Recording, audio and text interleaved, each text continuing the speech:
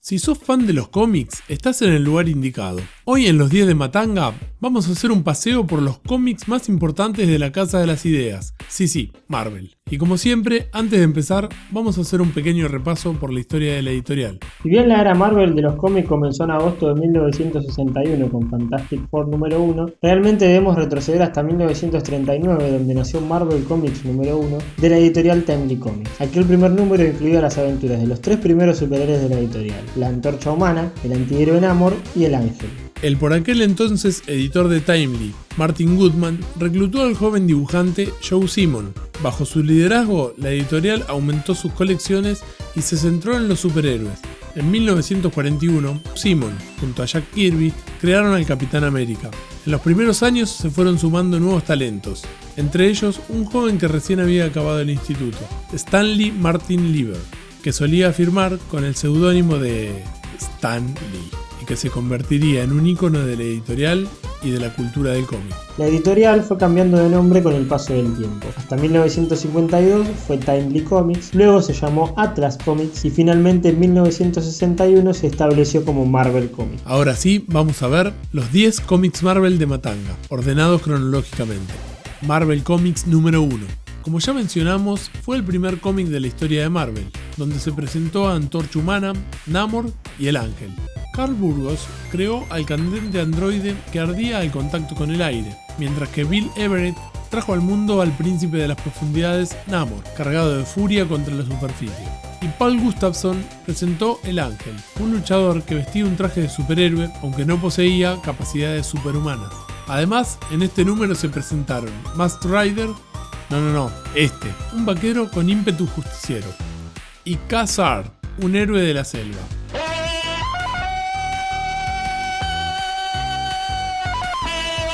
Todos ellos conformaron un cómic de 64 páginas para todos los gustos. La primera edición fue de 80.000 unidades y voló, se agotó en solo una semana. Luego, la segunda edición tuvo una tirada de 800.000 ejemplares.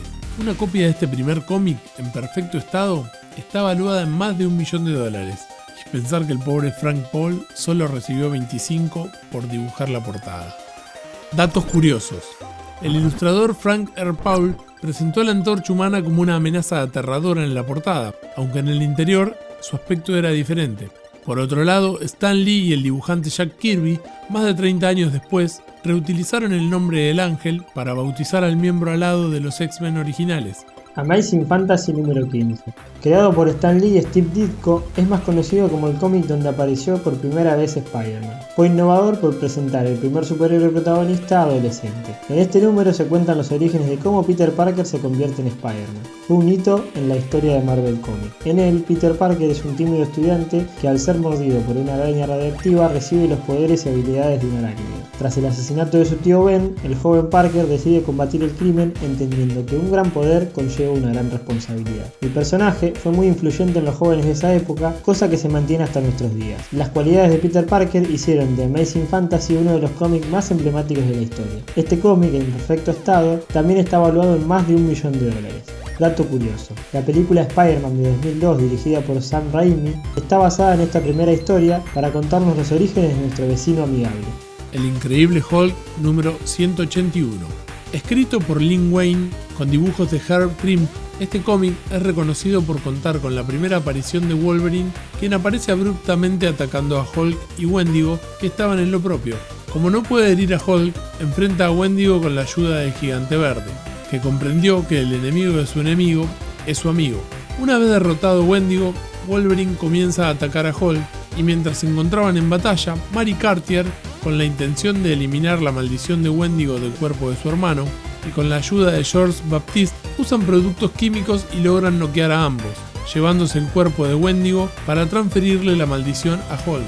Este se transforma en Bruce Banner, por lo que George no acepta la idea de Mary. Claro, cuando era un monstruo sí. Pero Bruce vuelve a liberar a Hulk y derrota a Wolverine, mientras que George, sacrificándose por amor a Mary, toma la maldición de Wendigo y huye. Hulk escucha los sollozos de Mary y la consuela. El Increíble Hulk fue creado por Stan Lee y Jack Kirby en el 62. siendo su primera aparición en The Incredible Hulk número 1. Dato curioso: el dibujante de la serie, Herb Trimpe, se basó en un diseño previo del legendario John Romita Sr. para crear a Wolverine.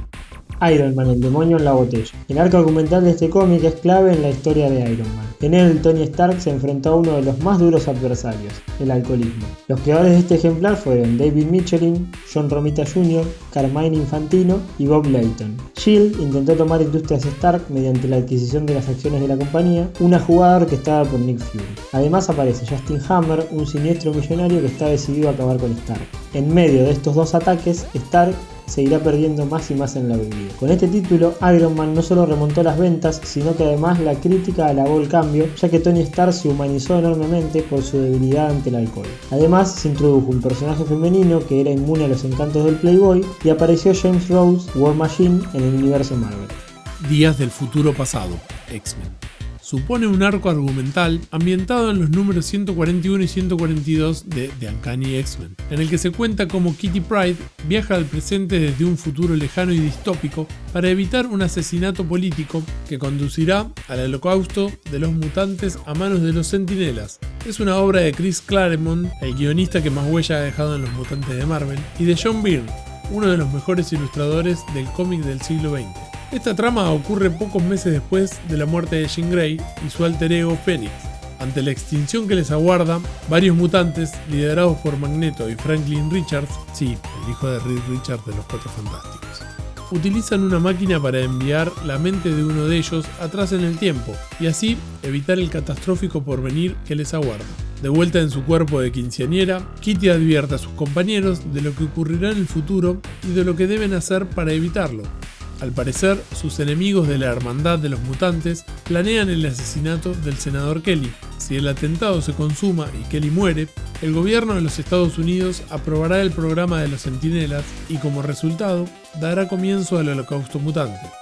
Dato curioso: la realidad futura se convierte en una tierra paralela del multiverso Marvel conocida como Tierra 811.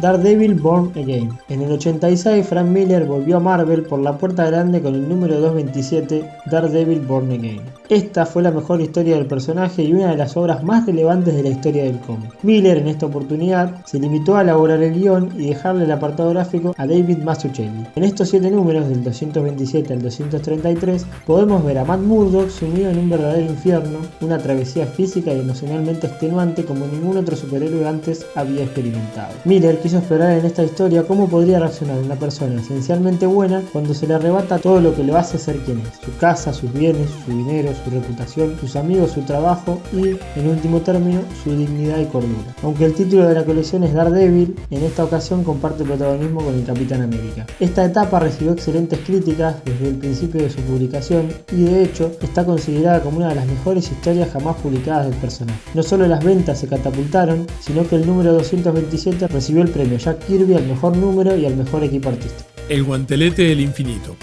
Es uno de los grandes cómics de Marvel que inspiraron Avengers Infinity War. Es una serie de 6 números publicada entre julio y diciembre del 91, escrita por Jim Starlin y dibujada por George Pérez y Ron Lim. La serie original contó con 2 secuelas: Guerra del Infinito en el 92 y Cruzada del Infinito en el 95. Es el eje central de la saga del infinito, un crossover donde el titán loco, Thanos, es resucitado por la muerte para acabar con el problema de sobrepoblación mundial. En un intento de impresionar a su amada muerte, el villano reúne las 6 gemas del infinito, con las que controla el tiempo, el alma, la realidad, el espacio, la mente y el poder. La historia arranca con Thanos en la cúspide de su poder, mientras el héroe cósmico Silver Surfer llega a la Tierra en busca de ayuda. Con el apoyo del Doctor Strange y de un inesperado aliado, el surfista cósmico tratará de reclutar a los héroes más poderosos del planeta para detener la amenaza cósmica. Esta construcción de personaje principal permite al guionista crear una historia muy rica y compleja, en donde aprovecha todo el universo Marvel, desde Spider-Man hasta héroes secundarios como Quasar o la versión temporal de Thor que se encontraba en Los Vengadores. Si bien todos son secundarios, ejercen una labor brillante como ayudantes del contrapunto que reinicia el arco argumental de la saga de Thanos, publicado en los años 70, trayendo de vuelta a Adam Warlock, el gran personaje cósmico de Marvel en los 90. The Punisher Max fue una serie creada por Garth Ennis en el sello Max Comics de Marvel, en el que durante 60 números exploraría el lado más salvaje del personaje. La línea Max Comics estaba dedicada a títulos sin censura, con contenido violento y sexual explícito. En su comienzo, esta saga viaja a la guerra de Vietnam, donde Frank Castle se convierte en The Punisher, un ser vengativo y sin ningún tipo de misericordia por sus enemigos. Sobre esta base, la historia se desarrolla en el presente, con temas de actualidad dentro de la trama, como por ejemplo la guerra de Irak y Afganistán y los problemas de espionaje entre Rusia y los Estados Unidos. Frank Castle envejece en tiempo real, tiene 54 años de edad al comienzo y 58 al final de la etapa de Ennis, por lo que esta historia era más atrapante y divertida. Dato curioso, esta publicación fue la segunda serie regular de la línea Max después de Alias, el título donde apareció por primera vez Jessica Jones. Capitán América de Winter Soldier. El escritor Brubaker vino a romper el estilo de historias con tintes políticos que desarrollaron sus antecesores, para integrar al Capi en un thriller de espionaje incluyendo la Segunda Guerra Mundial y la Guerra Fría. Su etapa no solo cuenta con una gran calidad gráfica provista por Steve Epting, sino que además nos ofrece una historia interesante y cargada de giros, de una época en la que Marvel intentó recuperar la idea de universo cohesionado. La historia arranca en un instante en que Steve Rogers no pasa por un buen momento. La reciente separación de los Avengers en Avengers separados, la muerte de viejos compañeros, entre ellos Bucky, y la huida de su némesis Red Skull, ha desembocado en un comportamiento errático y desanimado, lo que llama la atención de S.H.I.E.L.D. y su supervisora personal y ex amante Sharon Carter. La reclusión voluntaria lo ha sumido en recuerdos y un estado de tensión constante que quedan en segundo plano cuando es requerido por Nick Fury para reconocer un cadáver cuya existencia abre las puertas de la manipulación y el terror como Rogers nunca hubiera imaginado. Thor: God of Thunder. En 2012, Marvel anunciaba Marvel Now, el relanzamiento con el que competiría a los nuevos 52 de su rival DC Comics. Para eso, el editor en jefe Axel Alonso apostaba por introducir frescura en todas sus franquicias. Para Thor, eligieron a dos figuras ya consolidadas en la Casa de las Ideas, Jason Aaron y Esad Ribic. Es así que en noviembre de ese año debutó el primer número de Thor: God of Thunder, reclutando a 110.000 seguidores y entrando en el top 10 de cómics más vendidos del mes. Gorr es un alienígena que obtuvo un artefacto divino de inmenso poder. Habiendo vivido en un planeta árido e inhóspito donde los dioses jamás acuden a ayudar a sus fieles, Gorr odia a los dioses, ya que según él son caprichosos, arrogantes, inútiles y crueles. Haciendo uso de sus poderes, dará caza a todos los dioses que encuentra en su camino y creará el arma definitiva para matarlos a todos. La saga de Gorr se narra alternando flashback, escenas en el pasado, presente y futuro. Al comienzo, un joven e inmaduro Thor se encuentra por primera vez con el asesino de dioses. Al ser todavía indigno de portar su martillo, emplea un hacha llamada Shanbjorn. En el presente, Thor investiga la desaparición de dioses de otros planetas, y en el futuro un envejecido Thor, parecido a su padre Odín, se enfrenta a un misterioso e imparable enemigo con el pequeño detalle de que ha perdido su brazo izquierdo y lo ha reemplazado por una prótesis. Menciones especiales. Amazing Spider-Man 122. Creado por Jerry Conway y Jill Kane, se convirtió en uno de los cómics más populares de Marvel. El malvado némesis de Spider-Man, Green Goblin o Duende Verde, secuestra a Gwen Stacy, provocando que caiga del puente de Brooklyn y muera. Es un cómic icónico ya que marca un antes y un después en la vida del superhéroe.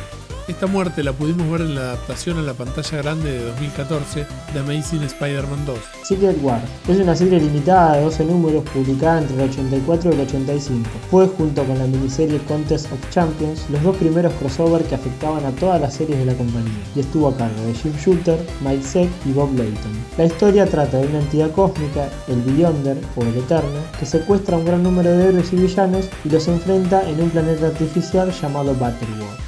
Quedaron afuera por muy poco. Por un pelito. Los Cuatro Fantásticos número 1. X-Men Dark Phoenix. La muerte del Capitán Marvel.